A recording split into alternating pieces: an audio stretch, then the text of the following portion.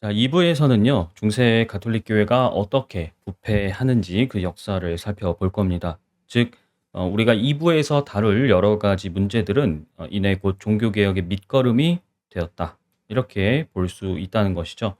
오늘은 그 첫 번째 순서로 이제 가톨릭 교회가 이단으로 지정한 파들이 어떤 이유로 이단적인가 살펴보려고 합니다. 특히 우리가 이런 저항의 역사를 살펴보는 것은 중요합니다. 왜냐면 이 저항이라는 것은 기존의 다수 그리고 압도적인 세력을 갖고 있는 그룹에 대한 반동으로 생겨난 것이기 때문이죠.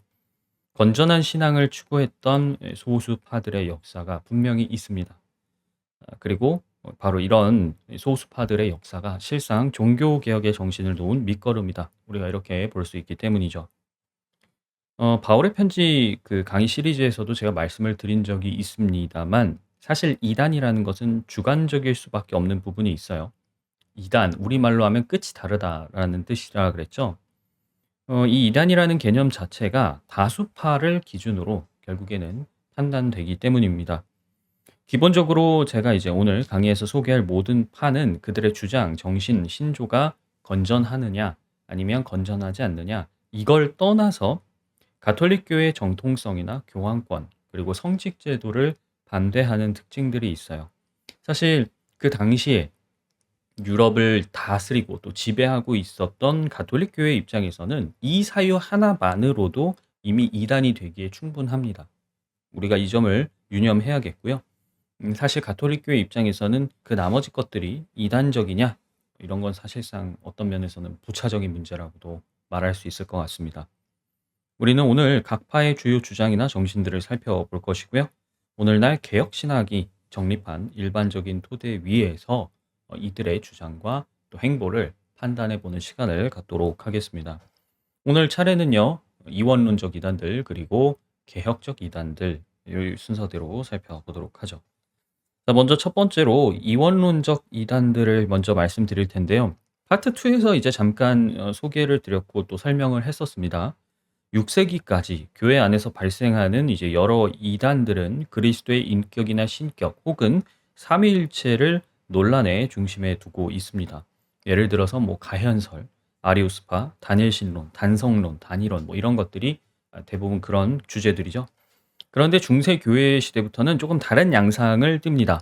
가톨릭 교회와 동방 정교회가 명실상부 이제 유럽에서 지배권을 확고히 다져갔기 때문에 이들의 지배권에 반대하는 의견, 그리고 더불어 초기에는 이원론적 교리를 지지하는 그런 이단들이 크게 유행하기 시작했어요. 이원론, 말 그대로 세상을 두 개로 나눠서 설명하려는 견해입니다. 기본적으로 물질적인 세상, 그리고 영적인 세상을 악과 선으로 나누고요. 더 나아가서 하나님의 신격까지도 선과 악으로 구분하려는 경향을 보여요. 가장 먼저 소개해 드릴 파는 이제 바울파입니다. 바울의 이 발음에 따라서 파울리키우파라고도 부르는데 7세기경 소아시아에서 등장한 파예요. 초기 기독교 공동체의 사도적 순수성을 계승해야 된다. 이제 이거를 기치로 내걸었고요. 이들은 성직자 계급을 부정했습니다. 그리고 성경을 직접 읽고 해석하는 일에 굉장히 중점을 두었어요.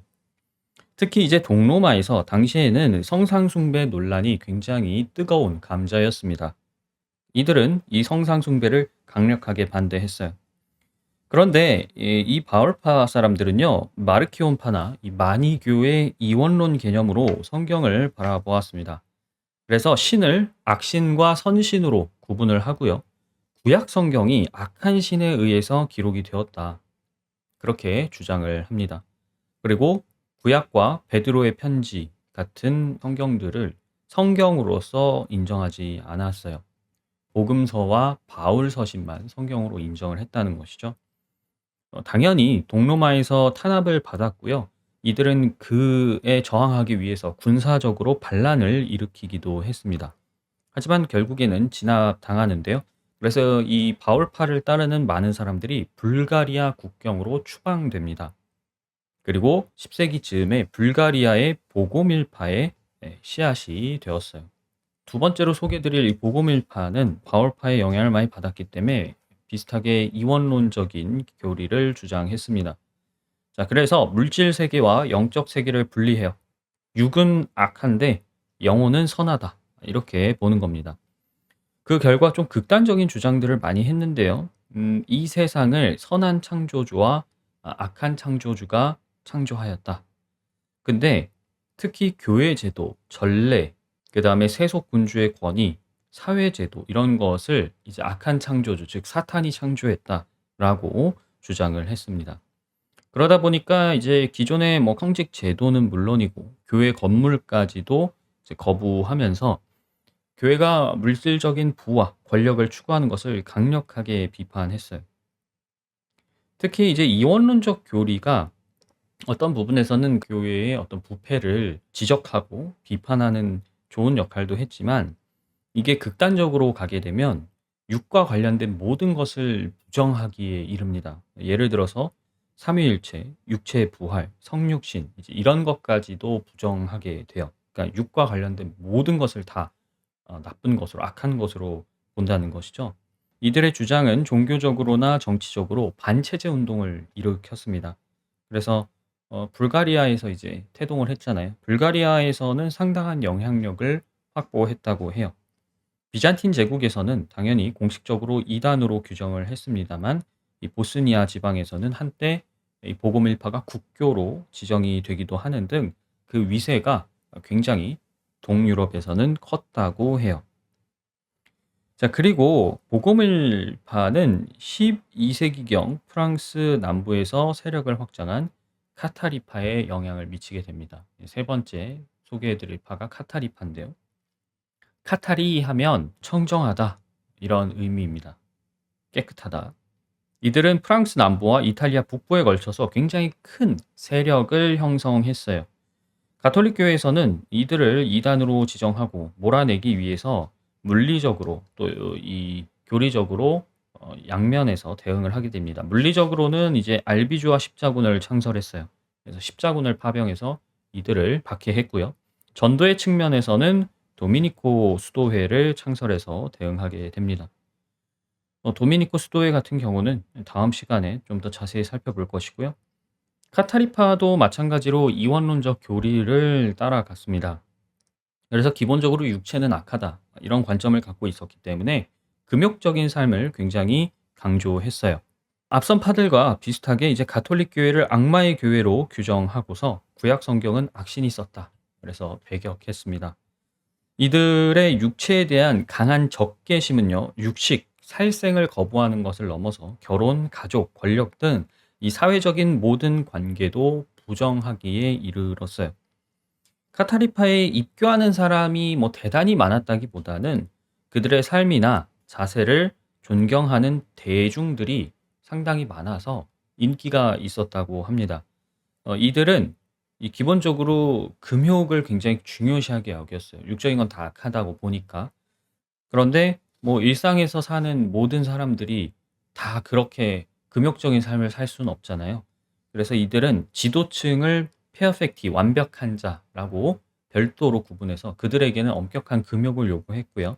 그다음에 크레덴테스라고 해서 이제 신도들은 현실에서 살아가는 부분에 있어서는 타협하는 것을 허용했습니다. 그런데 이제 어쨌든 지도층만큼은 그 엄격한 금욕을 실천하면서 살아가려고 노력했기 때문에 이제 그 모습이 당시 가톨릭 교회의 어떤 성직자들과는 대비를 이루었고 사람들은 그것에 대해서 높은 점수를 주었다는 것이죠. 이런 것을 보면 당시 이 가톨릭 교회의 어떤 성직자들이 얼마나 대중들로부터 미움을 받았는가, 또 신뢰를 받지 못했는가, 그들의 교회가 얼마나 부패했는가를 보여주는 방증으로 해석하기도 합니다. 자, 여러분들 지금 바울파에서 시작해서 보고밀 그리고 카타리파까지 이 이원론적 이단이라고 불리는 소수파들이 대중에게 상당한 인기가 있었던 이유는 무엇일까요? 가장 먼저 첫 번째로는 우리는 중세 시대 암울한 민중의 현실을 꼽을 수 있습니다. 사는 게 너무 팍팍해요. 항상 수탈에 시달리고 정치와 종교 지도자들은 공의롭지 않습니다. 그럼 이런 의문이 들죠. 성경에 하나님은 선하고 전능하다고 하시는데 도대체 왜 우리가 살고 있는 이 세상은 이렇게 정의롭지 못하고 고통만 가득한 것인가? 여기에 대한 답을 찾고 싶어 했던 것입니다. 당연한 것이겠죠. 그런데 이원론은 이에 대한 아주 간단한 답을 제시해 줬어요. 무슨 답이에요? 악한 신이 이 세상을 만들었기 때문이다. 그래서 이 간단한 답으로 사람들이 갖고 있는 이 의문에 대한 현실을 이해시킬 수 있었던 것이에요. 또 다른 이유로는 물질주의에 찌든 이 가톨릭 교회와 성직자들에 대한 반발심이죠. 제국과 교회가 서로의 이해관계 속에서 결탁한 이후에 우리가 지금까지 쭉 살펴보지 않았습니까? 특히 이 십자군 전쟁을 통해서 교황권은 거의 정점에 달하게 돼요. 교황청에 엄청난 돈과 권력이 흘러 들어왔습니다. 커다란 성당, 성직자들의 삶은 너무나 부유하고 안락했거든요. 그런데 그것이 가난한 대중의 삶과 현실과는 너무나 큰 대조를 이루었던 겁니다. 이원론적 관점은 기본적으로 육적인 모든 것을 악하다고 본다 그랬잖아요. 그렇기 때문에 가톨릭 교회나 동방교회를 향한 정당한 비판을 가능하게 했어요. 그들의 그들의 풍요, 예, 그들의 탐욕 이런 것들에 대한 비판의 근거를 제시해 준 것이죠. 특히 성직자 계급이 독점하고 있었던 어떤 신학적인 논의들에 평신도들이 참여할 수 있는 기회도 제공을 했습니다. 왜냐하면 기본적으로 이들은 직접 성경을 읽고 직접 성경을 해석하는 것에 굉장히 초점을 많이 맞췄기 때문이에요. 구원론이나 창조론 이런 기본적인 신학적인 이론에서도 평신도들이 자기 의견을 얘기하고 서로 교류할 수 있는 그런 바탕을 제공했던 것입니다. 무엇보다 이들이 오랜 시간에 걸쳐서 대중의 인기를 누릴 수 있었던 이유는 모국어로 설교를 하고 성경을 번역했기 때문입니다. 사실 이 정신만큼은 그 이후에 우리가 살펴볼 이 개혁적인 이단이라 불리는 소수파들에게도 그대로 계승이 됩니다. 당시 가톨릭 교회에서 라틴어로만 의식이 진행이 되고 또 성경 연구도 마찬가지로 라틴어로만 이루어졌기 때문에 사실 이거는 그 당시 대중에게는 방언이나 다름이 없습니다. 무슨 말인지 하나도 알아들을 수가 없는 거예요. 하지만 소수파들은 항상 사람들이 직접적으로 이해할 수 있는 그 나라의 말로 설교를 하고 토의를 하고 성경을 읽고 번역하는 것에 굉장히 중점을 두었어요. 그러니까 대중이 쉽게 하나님의 말씀을 읽고 해석이나 생각을 이끌어낼 수 있게 하려고 했던 것이죠. 그래서 대중 친화적인 기반을 갖고 있었기 때문에 가난한 농민이나 수공업자, 여성처럼 사회적인 소외 계층들을 다 포용할 수 있었고요. 더 나아가서 성직 계급을 대부분 부정했죠. 이런 소수파들은. 그렇기 때문에 모든 성도는 다 동등해라는 그 사상을 강조했어요. 그래서 평신도들이 교회 안에서 혹은 신앙 공동체 안에서 주도적으로 활동을 할 수 있는 일종의 만족감도 선사를 한 것이죠. 특히 이때도 일부 종파에서는 여성 설교자가 활동을 하는 그런 모습도 보였습니다. 특히 교황으로부터 벗어나고 싶어 했던 영주나 귀족들도 이런 소수파들을 적극적으로 이용했어요. 특히 카타리파가 그랬는데 지역 영주들은 카타리파를 적극적으로 보호를 해 주었습니다. 가톨릭 교회는 이게 마음에 들 수가 없죠. 그러다 보니까 특히 이제 프랑스 남부, 이탈리아 북부니까 로마 바로 머리 위에 있는 거잖아요. 그러다 보니 이들을 몰아내기 위해서 가톨릭 교회가 십자군까지 조직을 해서 박해를 가했던 것이죠. 그리고 이 카타리파를 소탕하는 과정에서 중세 내내 악명을 떨쳤던 이 종교 재판이 가톨릭 교회에 도입되기도 합니다. 자, 그러면 개혁적 이단들에 대해서 살펴볼 텐데요. 이 12세기 후반부터는 종교개혁의 전신이라고 볼 수 있는 개혁적 이단들이 등장합니다. 제가 이들을 개혁적이다라고 붙인 이유는 실상 가톨릭 교회에서 이단으로 지정을 했음에도 불구하고 개혁 정신을 따르고 있는 우리에게 이들은 이단이 아니라고 말할 수 있기 때문이죠. 자, 그렇다면 이렇게 말할 수 있는 이유가 무엇인지 한 파씩 제가 소개를 해 드리겠습니다. 첫 번째로 소개할 이 이단은 발도파예요. 발도파. 발도파는요. 12세기 후반 프랑스 리옹에 살던 피에르 발도라는 사람으로부터 시작합니다. 그는 성공한 상인이었고 또한 신실한 그리스도인이었어요. 그런데 그는 온전해지고 싶다면 가서 내 소유를 팔아 가난한 자들에게 나누어 주어라. 그리고 와서 나를 따라라. 라는 예수님의 말씀을 읽고 아, 내가 이대로 실천을 해야겠다. 마음을 먹었어요. 그래서 자기가 갖고 있는 전 재산을 가난한 사람들에게 나누어 주고 사업을 접습니다. 그리고 발도는 성경을 쓰여진 그대로 읽고 받아들이면 너무 쉬운데 신학자들은 왜 이렇게 자꾸 복잡하게 해석하려고 하는 것이지? 이런 생각이 있어서 본인이 가진 돈으로 성경을 프랑스어로 번역한 다음에 여러 지방에 뿌렸어요. 곧 그를 따르는 사람들이 생겨났고요. 발도는 이들과 함께 이 성경에 적힌 그 말씀 그대로 우리가 단순하게 살자, 이런 방향성을 갖고 이끌었습니다. 그 결과 발도파는 청빈한 삶을 추구하는, 그리고 가난한 이들을 돕는, 성경을 모든 신앙의 유일한 권위로 인정하는 특징을 가진 파가 되었어요. 발도파 사람들은 성경을 그리스도인의 유일한 권위로 인정했기 때문에 연옥교리, 아니면 뭐 성인 숭배, 면벌부, 여러분 면죄부로 알고 계시는 이런 성경의 근거를 찾을 수 없는 가톨릭 교회의 교리들을 부정했습니다. 그리고 평신도 역시 복음을 전할 수 있다, 이렇게 생각을 했기 때문에 가난한 사람들이라는 순회 설교자들을 양성했어요. 그래서 이들이 지방을 돌아다니면서 복음을 전하고 또 공동체에서 설교를 할 수 있도록 했죠. 앞서 잠깐 언급한 중세 종교 재판의 기초를 닦은 것으로 여겨지는 교황 루키우스 3세는 당연히 이걸 금지했습니다. 가톨릭 교회의 입장은 항상 일관돼요. 오직 서품을 받은 성직자에 의해서만 가능하다. 사실 발도파는 처음부터 가톨릭 교회랑 등지려고 하진 않았어요. 가톨릭 교회로부터 인정받고 싶어서 사실상 교황에게 먼저 요청을 했습니다. 본인들의 이 청빈 서약을 인정해 달라. 인정받으면 가톨릭 교회에서 공식적으로 허락한 신앙 공동체가 되는 거거든요. 그런데 가톨릭 교회가 이들의 정신을 받아줄 리가 만무하죠. 그들의 근간을 흔드는 것이기 때문에. 그래서 1184년 베로나 공의회에서 이들은 가톨릭 교회의 이단으로 선포가 됩니다. 자, 이렇게 교황청하고 등을 지게 됐지만 발도파는 교황청의 금지에도 불구하고 계속 복음을 전했습니다. 그리고 이 프랑스를 넘어서 스페인, 독일, 이탈리아, 헝가리까지 온 유럽을 그들의 정신으로 물들여 나가기 시작했어요. 교황청이 가만히 있을 수가 없죠. 그래서 마침 프랑스 지방에서 교황의 사절이 살해당하는 사건이 일어났는데 발도파를 향해서 이를 갈고 있던 교황 이노첸시오 3세가 바로 이 기회를 놓치지 않고 십자군을 꾸리게 되는데요. 교황은 발도파와 카타리파에서 나온 알비파가 있거든요. 이 알비파까지 전부 한 번에 내가 척결해 버리겠다라는 전략으로 이 십자군을 징집합니다. 자, 40일 동안 십자군으로 활동하면 빚 이자를 탕감해 주겠다.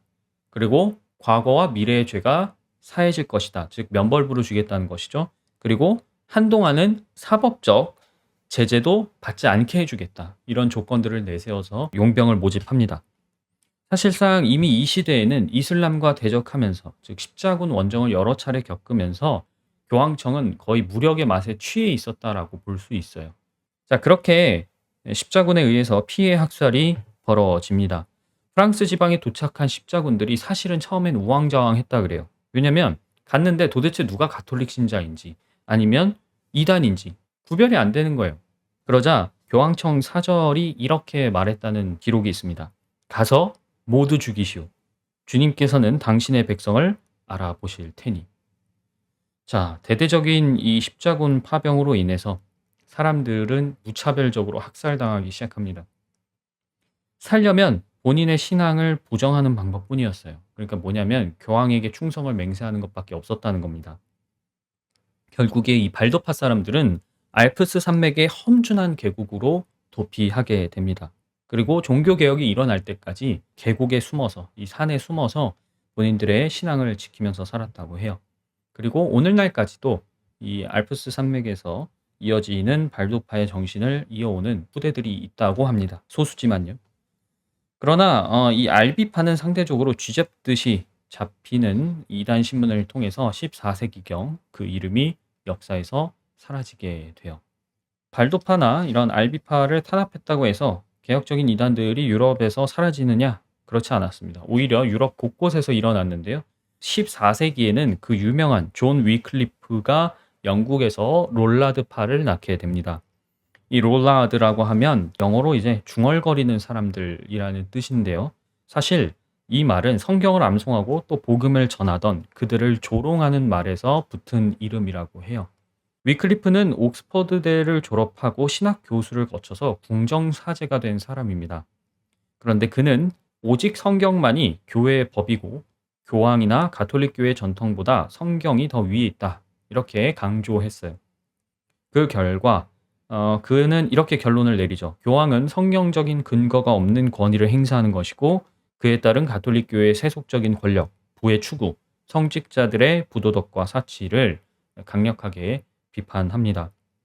특히 그는 당시 가톨릭 교회의 이제 화채설은 성찬식 때 이제 빵과 포도주가 정말로 실제로 예수님의 살과 피로 변한다는 교리예요. 이 가톨릭 교회의 화채설을 정면으로 반박했어요. 그는 롤라드를 양성합니다. 즉 민중들에게 복음을 전할 설교자들을 영국 각지로 보냈어요. 마치 괄도파의 가난한 사람들이라는 설교자들처럼 말이죠. 하지만 이 롤라드도 당연히 이내 탄압에 부딪히게 되는데요. 1401년 잉글랜드 의회가 이단 화형법을 제정하고 롤라드파를 본격적으로 박해하기 시작합니다. 이 중세 종교개혁 전까지 우리가 주목할 점은 마녀사냥이라고도 여러분이 알고 계시는 이 종교 재판, 가톨릭 교회의 이단 신문이 너무나 심각할 정도로 활발히 일어났다는 것이에요. 롤라드파 사람들이 이제 불에 타서 죽어가던 중에 이 위클리프의 유해도 다시 불에 타는 수모를 겪는데요. 1415년 콘스탄츠 공의회에서 위클리프를 이단으로 단죄하자 사람들이 위클리프의 관을 꺼내서 그의 뼈를 다시 불에 태우는 그런 일을 벌였다고 합니다. 그리고 이 2년 뒤인 1417년 롤라드파를 후원하고 있던 존 올드캐슬 경이 있었어요. 그런데 반란 혐의로 처형당하면서 롤라드파는 지하로 숨어들 수밖에 없었다고 합니다. 이 위클리프의 사상은요, 얀 후스에게도 계승이 되는데요. 후스는 보헤미아의 신학자이자 프라하 대학의 총장이었습니다. 그는 위클리프의 책을 읽게 되었는데 그 책을 읽고 너무나 큰 감명을 받아서 마찬가지로 개혁적인 입장으로 돌아서게 됐어요. 가톨릭 교회의 세속화를 비판하고 그 역시 체코어로 성경을 번역하고 배포했습니다. 그는 교황의 명령이 만약 성경을 거스르는 것이라면 따르지 말라 이렇게 강조하면서 교회의 머리는 교황이 아니라 오직 예수님 한 분뿐이다 이렇게 가르쳤죠. 특히 당시 가톨릭 교회에서 성찬 잔은 성직자들에게만 나눠 주었습니다. 즉 빵과 잔을 나눠줄 때 평신도는 빵만 받는 거예요. 그리고 잔은 성직자만 마시는 거였습니다. 그런데 후스는 평신도한테도 잔을 함께 나눠줘야지 왜 성직자들만 잔을 마시냐 이렇게 이야기를 했죠. 가톨릭 교회의 정면으로 도전했던 그는 1411년 가톨릭 교회에서 파문됩니다. 그리고 1414년에는 앞서 위클리프를 단죄했던 그 콘스탄츠 공의에 붙잡혀 가요. 사실 이것도 가톨릭 교회가 아주 얕은 수를 썼죠. 처음에는 안전을 보장해 주겠다. 그러니까 출석해라라고 말해 놓고서는 출석하려고 나오니까 바로 체포를 해서 끌고 갔습니다. 당연히 가톨릭 교회에서는 너 주장 빨리 철회해. 안 그러면 너도 이단이야라고 협박했지만 후스는 자기의 주장을 철회하지 않았고요. 그래서 1415년 7월에 화형이 되었습니다. 문제는 굉장히 많은 체코 사람들이 후스를 존경하고 지지했다는 거예요. 그래서 대중들이 가톨릭 교회가 후스를 이단으로 지정하고 그를 화형시켰다는 얘기에 굉장히 크게 격분합니다. 결국에는 1419년 후스파 사람들이 군사적인 반란을 일으켜요. 시위 행진을 하다가 프라하 시청사를 습격하면서 의원들과 성직자들을 청사창에서 그냥 산채로 집어 던지는 그런 일들을 벌입니다. 이 일로 굉장히 큰 충격을 받았던 국왕 바츠라프 3세가 결국에는 숨을 거두고 말아요. 뒤이어 즉위한 지기스문트를 후스파 사람들이 인정해주지 않았습니다. 그러면서 이제 본격적으로 정쟁에 빠지게 되는데요. 왜냐하면 후스의 처형을 그의 책임이라고 후스파 사람들은 보았기 때문입니다. 결국 지기스문트는 교황에게 요청하여서 십자군을 보헤미아에 보내게 되는데 놀랍게도 후스파군이 십자군을 무찌르는 놀라운 결과가 일어났습니다.